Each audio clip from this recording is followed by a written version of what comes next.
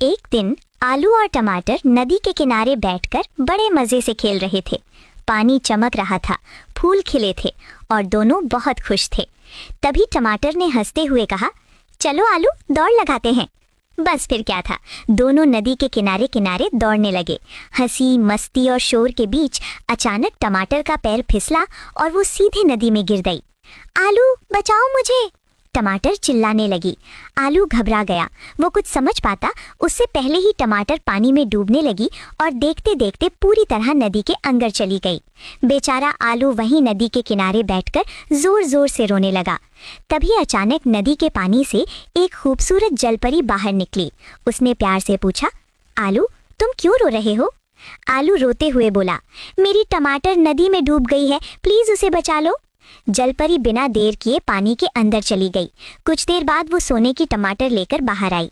आलू ने सिर हिलाकर कहा, नहीं, ये मेरी टमाटर नहीं है। जलपरी फिर से नदी में गई। इस बार वो चांदी की टमाटर लेकर बाहर आई। आलू ने फिर कहा, नहीं, ये भी मेरी टमाटर नहीं है। अब जलपरी तीसरी बार पानी के अंदर गई। इस बार वो असली टमाटर को लेकर बाहर आई। जैसे ही आलू ने उसे देखा, उसकी आंखों में खुशी के आंसू आ गए। वो जोर से चिल्लाया, हाँ, ये मेरी टमाटर है।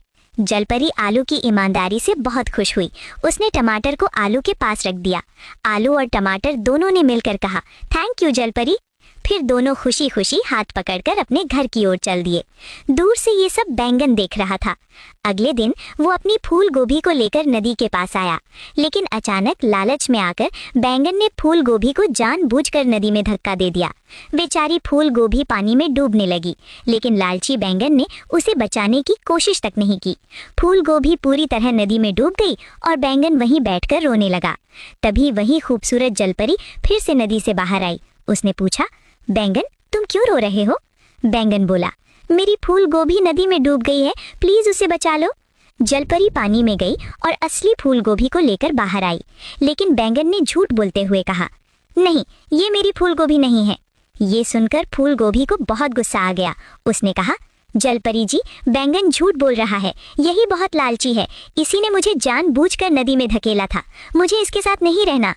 जलपरी ने फूल गोभी की बात समझी।